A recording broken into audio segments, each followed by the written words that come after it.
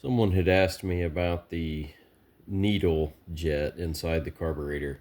I had talked about moving the clip position on the needle jet, and he was a little unclear on that, so I'm making this video for him. If you look inside the carburetor hole, as the slide raises, you see that brass needle in the center, right there. So this is your needle jet itself right there, and this is the needle. The needle goes into the needle jet and closes it off. The needle itself is tapered. As you see, as you pull it farther out, it gets thinner. So what happens is, as the slide, or your throttle valve as some people call it, raises, and right here we're at wide open throttle, that needle jet tapers down skinnier and skinnier to allow more fuel flow from your main jet.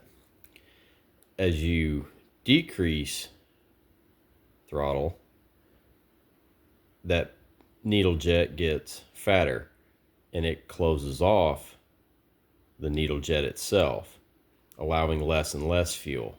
So as you have less air, you have less fuel. As you have more air, you have more fuel. Now, typically, this should only affect your main jet, but in reality, it also does affect your idle jet on most carburetors and most applications. So let me show you how to change it. I've got this one connected with a throttle cable, as you see. That way I can show you how to disassemble it and change it. So don't worry about that cable for now. So when you pull your throttle valve out or slide, what you want to do is compress the spring. And as you compress the spring, you can pull your throttle cable up through that little groove right there. And there's a hole. And it pops out. So you can just take your return spring, and here's your cable. You can get rid of that for now, get it out of the way. And you're left with your throttle valve or slide and your needle. So the needle on this particular carburetor is retained with a clip. A little hard to see, but you can see it in there. So you can just push it out. There's the clip, the retainer, and we're left with our needle. So the needle pulls out, and there's your clip. So this one is set in the middle position. Normally, you can raise or lower this clip. Here's where everybody gets confused. When you take this clip, you lower the clip, and what that does is when you put it back in the throttle valve, we'll just use the top of the throttle valve for example. As you lower that clip, it's going to actually raise the needle.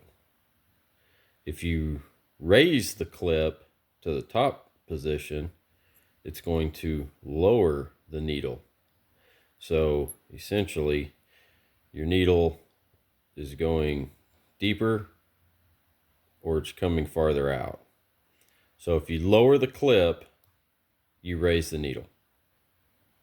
I hope that makes sense. And I'll go ahead and show you just in case you're not aware.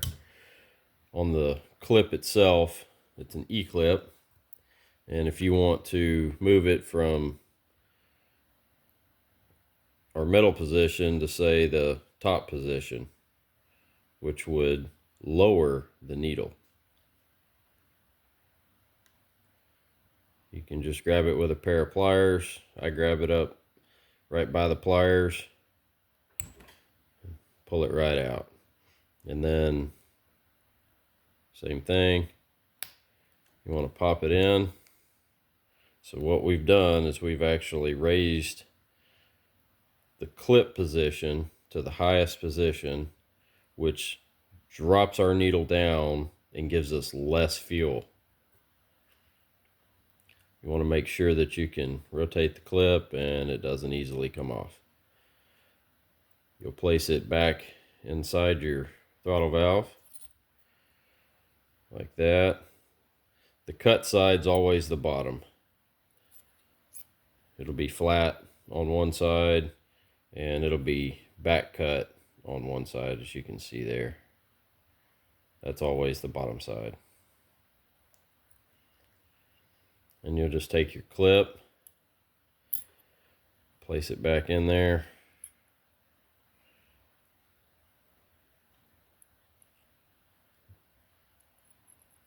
A little hard to show you here.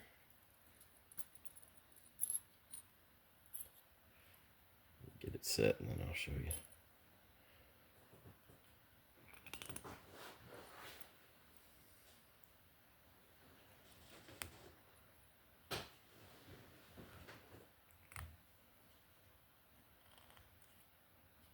There we go. So I've got it back in there. You can see how it's sitting on top of the clip and it's retaining it. Lighting's not great. Sorry about that.